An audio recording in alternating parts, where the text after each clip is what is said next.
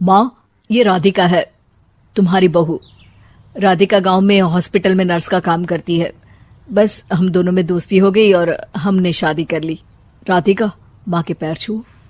अरे चल हट नालायक। अरे मैंने क्या क्या सपने देखे थे कि तेरी शादी किसी अमीर घर में करूंगी और दहेज में लाखों रुपए लूंगी, और तू गांव की इस मामूली लड़की को मेरी बहू बनाकर ले आया। लेकिन बेटे की जिद के आगे सुनीता देवी मजबूर हो जाती है। राधिका सुनीता देवी को फूटी आंख भी नहीं भाती थी। तुम चिंता मत करो भाग्यवान, हम दोनों मिलकर अपनी बहू को इतना सताएंगे कि वो हमसे तंग आकर ये घर छोड़कर चली जाएगी। फिर हम अपने बेटे की शादी किसी बड़े सेठ की बेटी से कर देंगे, ठीक है? अगले दिन सुनीता देवी अपने बेटे का कमरा साफ कर रही होती है। तभी बहू के सामान में उसे एक बड़ी बड़ी मूंछों वाले आदमी की तस्वीर दिखाई देती है और उसके कंधे पर एक बड़ी सी बंदूक टंगी होती है। तस्वीर के नीचे लिखा होता है डाकू मंगल सिंह। ये किसकी तस्वीर है बहू? ये मेरे पिताजी की तस्वीर है। बस फिर क्या था। ये सुनते ही सुनीता देवी के हाथ पैर कांपने लगते हैं। वो भागती हुई सीधा अपने पति के कमरे में जाती है। अरे गजब हो गया जी, गजब। अरे क्या हो गया भाग्यवान? हमारी बहू एक मशहूर डाकू मंगल सिंह की बेटी है। हे भगवान, अब क्या होगा? क्या कहा? डाकू मंगल सिंह? अरे मर गए रे। सुना है वो तो बड़ा ही खतरनाक डाकू है, मारता ज्यादा है गिनता कम है। लोग तो लोग, पुलिस वाले भी उसके नाम से कांपते हैं। अरे सुना है वो तो हर हफ्ते 2-4 लोगों का ऊपर का टिकट कटवा ही देता है। हे भगवान, अब हम क्या करेंगे? ये हमारे नालायक बेटे ने कैसी मुसीबत हमारे गले बांध दी। हाँ वो तो है, अगर हमने बहू को जरा भी तकलीफ दी तो उसका बाप मंगल सिंह हमें गोली से उड़ा देगा। अब जो मैं कहता हूँ उसे ध्यान से सुनो। तुम बहू से बिल्कुल घर के काम मत करवाना, और ध्यान रहे उसे किसी प्रकार की तकलीफ नहीं होनी चाहिए, समझ गई ना? और ऐसा ही होता है।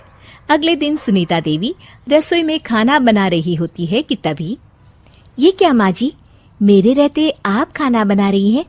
चलिए हटिए, मैं खाना बना देती हूँ। अरे नहीं नहीं बहू, तू यहाँ क्यों आ गई? जा, तू अपने कमरे में जाकर आराम कर, मैं खाना बना लूंगी।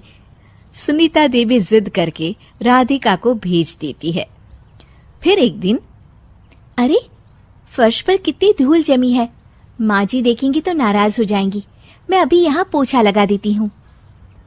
राधिका जैसे ही पोछा लगाने लगती है कि तभी उसके ससुर की नजर उस पर पड़ती है।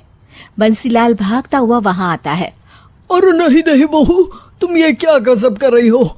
बहू तो बेटी समान होती है और हम ना अपनी बेटियों से काम नहीं करवाते। तुम आराम से बैठकर यूट्यूब पर किड लॉजिक चैनल की सास बहू की कहानियां देखो। वो लोग ना बहुत अच्छी अच्छी कहानियां बनाते हैं। सच? आप देखते हैं? अरे मैं तो रोज देखता हूँ। शहर की बहू तो मेरी फेवरेट कहानी है। हाँ, ये कहकर बंसीलाल पोछा लगाने लगता है। इस तरह राधिका के सास ससुर सारा दिन उसकी खुशामद में लगे रहते हैं और उसे किसी महारानी की तरह रखते थे। कैसा लगा बहू? पिज्जा टेस्टी तो है ना? अच्छा, मीठे में क्या खाओगी बोलो तो? माँ जी, मुझे तो काजू कतली बहुत पसंद है और उसके बाद एक गिलास लस्सी मिल जाए तो मजा आ जाएगा। ये सुनते ही सुनीता देवी अपने पति को कोहनी मारते हुए कहती है, अरे सुना नहीं बहू क्या मांग रही है? जल्दी से भागकर बाजार जाइए और सब खरीद कर ले आइए। हाँ हाँ भाग्यवान, अभी जाता हूँ। राधिका की तो 5 उंगलियां घी में थी। वो तो अपने ससुराल में मजे कर रही थी। दूसरी तरफ राधिका की सास उसके लिए कभी नई साड़ी खरीद लाती तो कभी उसके लिए नए गहने बनवा देती। फिर एक दिन डाकू मंगल सिंह अपनी बेटी राधिका से मिलने अपने आदमियों के साथ आता है। उन सबको देखते ही राधिका के सास ससुर डर के मारे कांपने लगते हैं। मर गया रे।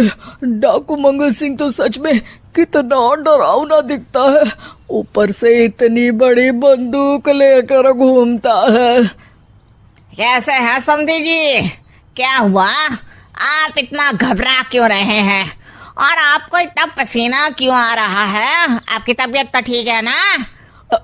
जी अभी तक तो ठीक है, पर लगता है बहुत जल्द खराब होने वाली है।